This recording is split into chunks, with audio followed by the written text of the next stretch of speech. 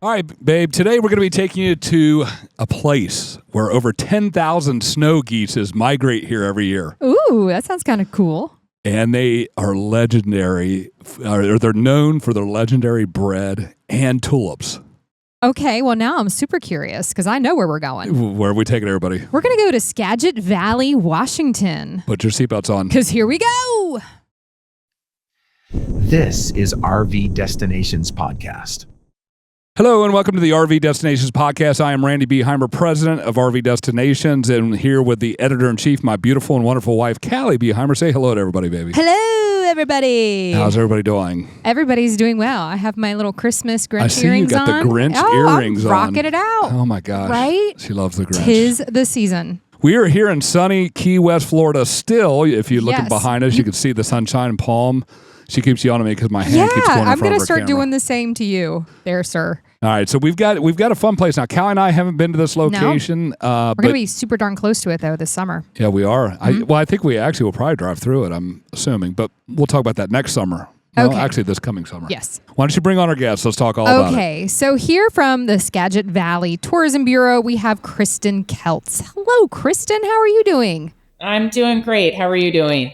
I'm doing very good. Thank you so much for joining us today. Especially, we talked offline a little bit about some not so fun stuff that you guys are Mother Nature's bringing to you at the moment. But you will prevail. Y'all will make it through. It's going to be amazing.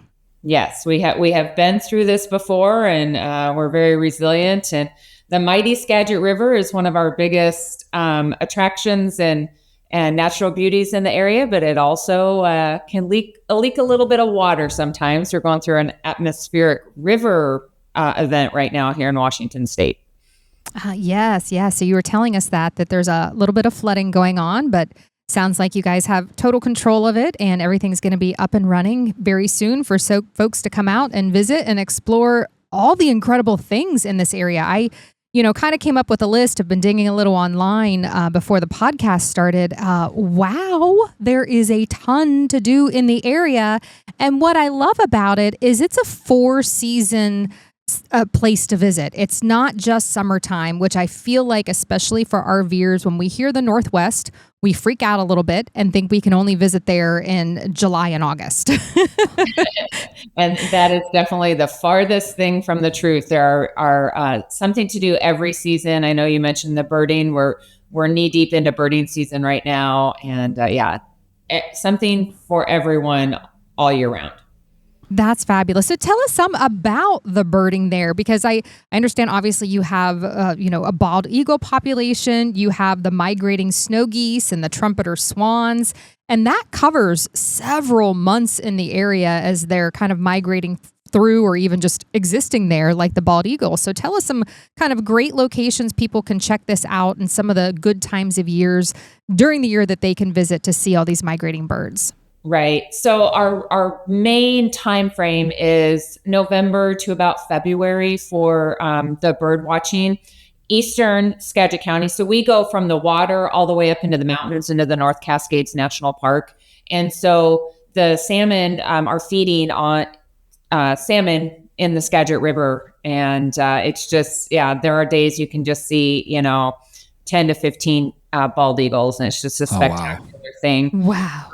The snow geese and the trumpeter swans are more in the western side of the county, in our farmland, and they'll come and you'll see thousands of birds in farmers' fields feeding on, some of the leftover crop and things in the soil there. So, and it is just a magnificent sight. And the sounds that, when you're stopping and those birds fly off, it is just something that you just can't experience, I don't think, anywhere else. So. Oh, that has to be incredible. I saw some of the pictures online, which I know never does it justice, but it literally, like you said, these fields are just covered in just thousands and thousands of birds. And it has to be just such a sight to behold, especially when they do take off in unison into flight. Wow. So to help me out, geographically to picture where you're at, are you north of Seattle or south of Seattle or anywhere near Seattle? We are 60 miles north of Seattle and about 70 miles south of Vancouver, BC.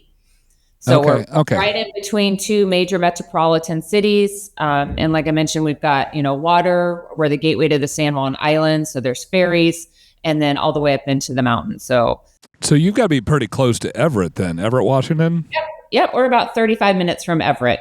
Okay. I interviewed for a job back in the 1990s in Everett, Washington, and I really wanted to come out there, but things just didn't work out. But beautiful country there. So I know how beautiful Everett was. I can't imagine how much more beautiful this area is. So I'm excited to continue talking. Now, you've got a festival. Now we've got a pretty good relationship with Holland, Michigan. They claim to have the best tulip festival in the world.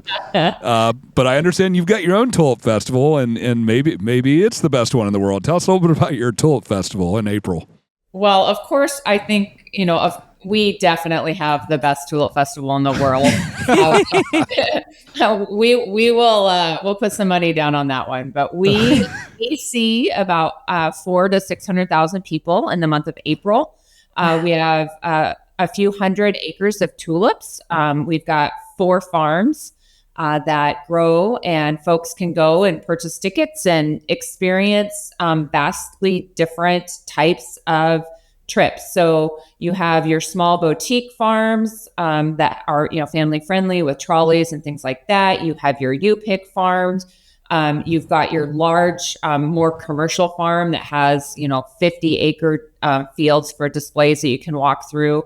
And so it just, we come alive with color. It starts with our daffodils in March. We have just acres and acres of daffodils that grow.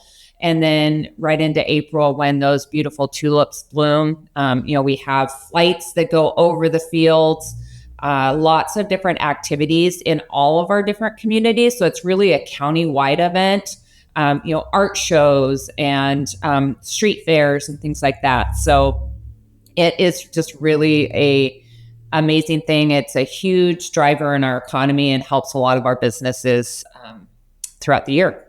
Now, is that a certain week of every April? Is that how because I think that's how Holland does it. They do it for the whole month, don't you? Yeah, we do. So April 1st through April 30th is the official Tulip Festival. Of course, Mother Nature really dictates when the tulips bloom. Sure. So if we have a colder winter, the tulips are going to be a little bit later. If it warms up in, February, March, they're going to come a little faster. So, we've started as early as, 3rd week in March. We've also run through Mother's Day a couple years ago because the weather was cooler. So. Gotcha. Now I've done it every time I pull up any kind of research on the area, this little town called LaConner keeps popping up. Can you tell us a little bit about LaConner, and is it a waterfront town, is what it sounds like? It is. It is a waterfront town on the channel. So LaConner is a charming town with some great shops. It started as kind of a artist commune that was falling into the water, and they built it back up. They're really known for all of the museums and the quaint shops that they have. So we've got the Museum of Northwest Art. We've got the LaConner Quilt and Textile Museum. We've got the Skagit Historical Museum. So lots of arts and culture, great restaurants. They've got a beautiful hotel right on the water. That does during the summer. They've got dinner cruises that go out of the hotel. So great little town. And I know that the whole Skagit Valley covers a good amount of, not obviously spanning several counties, but several great little cities that I'm seeing on your website, like Bo Edison, Burlington, Concrete, Conway. And so there's just, from what I'm seeing, there's just a very diverse grouping of different towns and cities to visit that are really going to give you a different feel and experience from each little town and each city. Is that right? Absolutely. All of our downtowns have their own personality. And so, if you come to downtown Mount Vernon, it's not going to be the same as Anacortes. Anacortes is a waterfront community. very entrenched in that maritime history.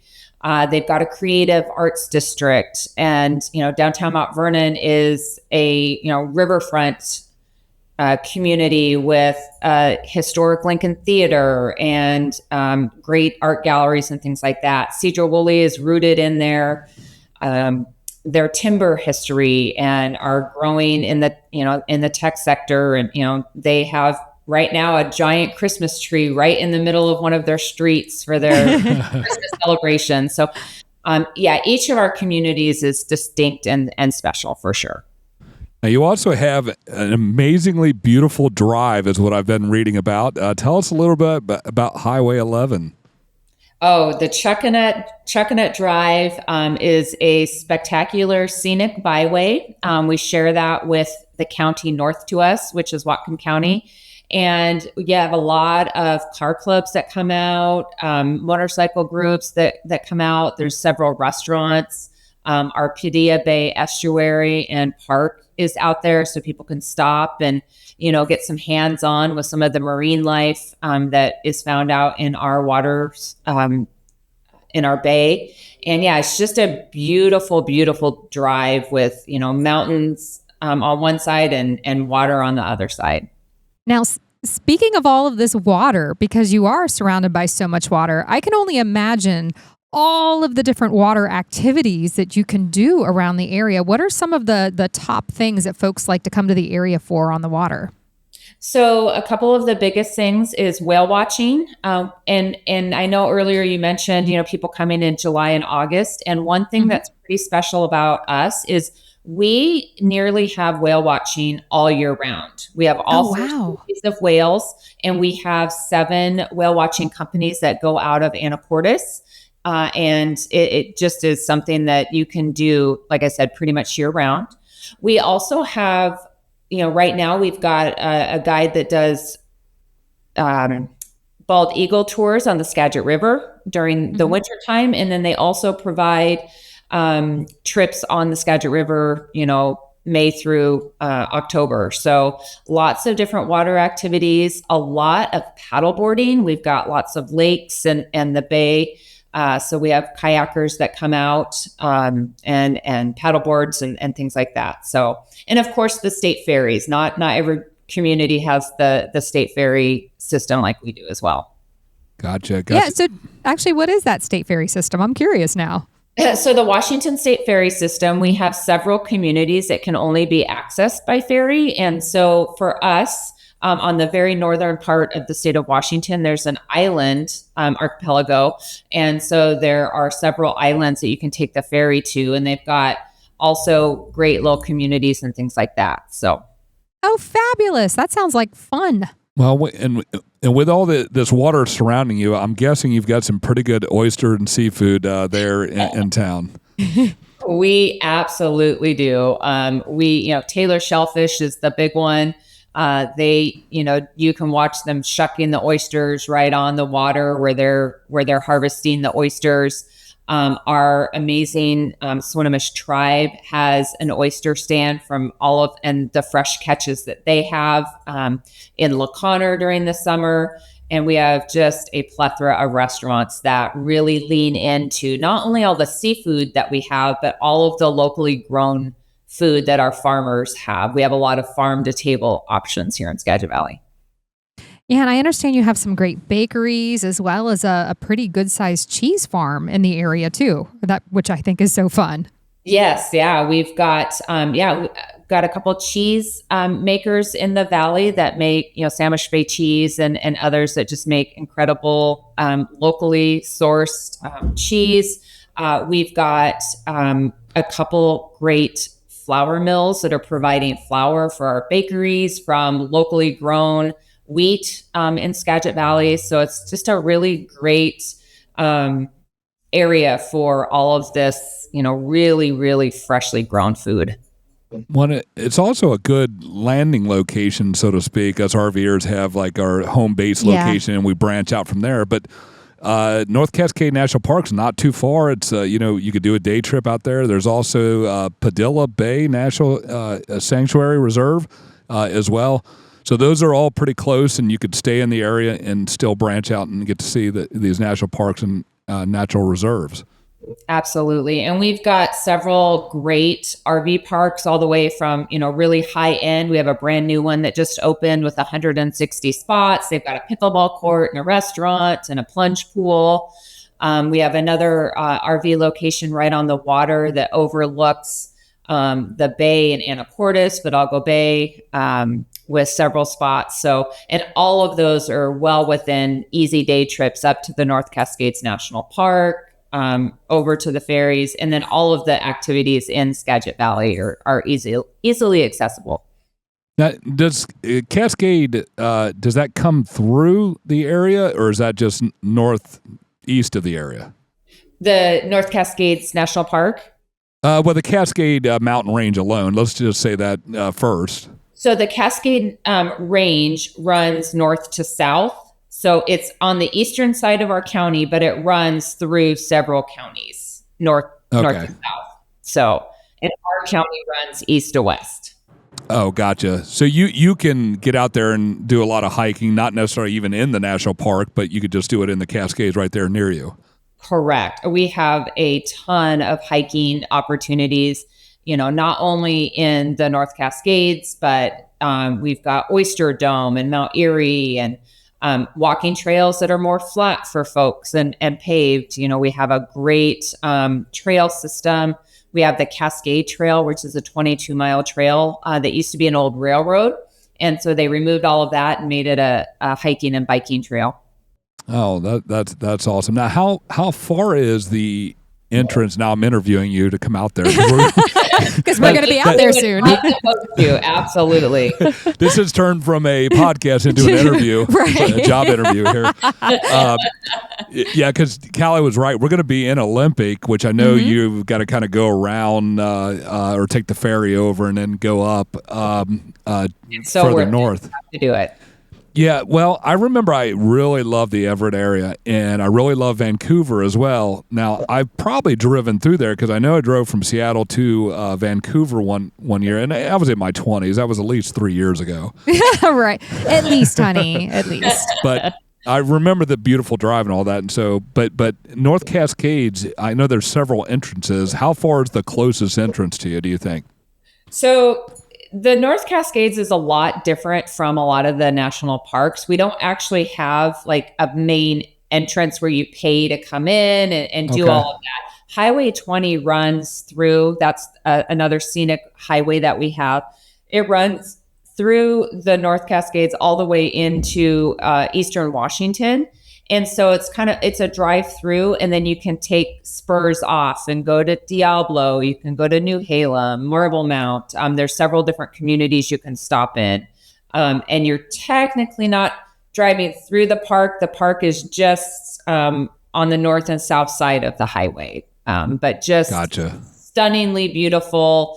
Some of the, water views in Diablo is just amazing. There are definitely over 1 million people that come through that every year. So, yeah, we did a podcast on that park and had some hikers on it, and they were sharing some video and pictures of several of the hikes. It just looks incredible, and I've just my mouth was watering watching these videos. Like, I want to go there so bad. Yeah, and the drive is spectacular. So it is, especially my favorite time personally is during the fall when the leaves are changing. It's just a stunning drive.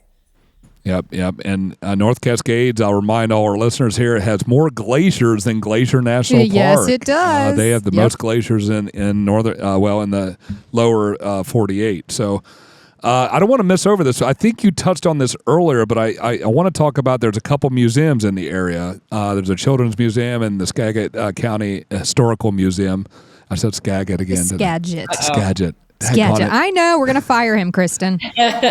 just think of Magic Skagit. That's our tag. Magic Skagit. Now, isn't there a place in Alaska that has a very similar name? Or am I completely... I think you might be thinking of Skagway.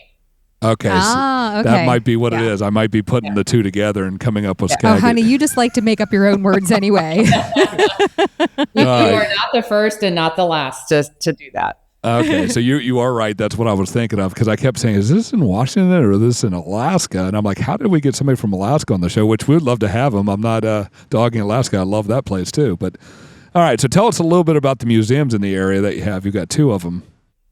Oh yeah, we definitely have more than 2. So okay. we have the Children's Museum, as you mentioned, in Burlington, and they are an incredible museum. There is a Peterbilt truck inside. There's a tugboat inside where kids can go in and drive the boat and drive the truck.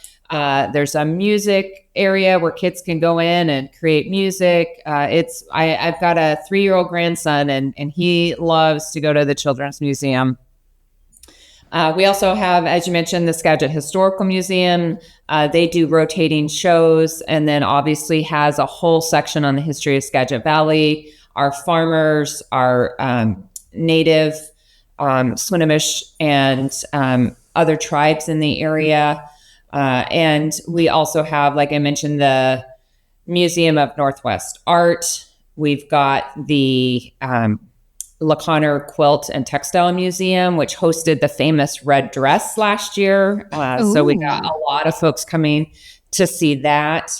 And yeah, just a maritime museum in Anacortes.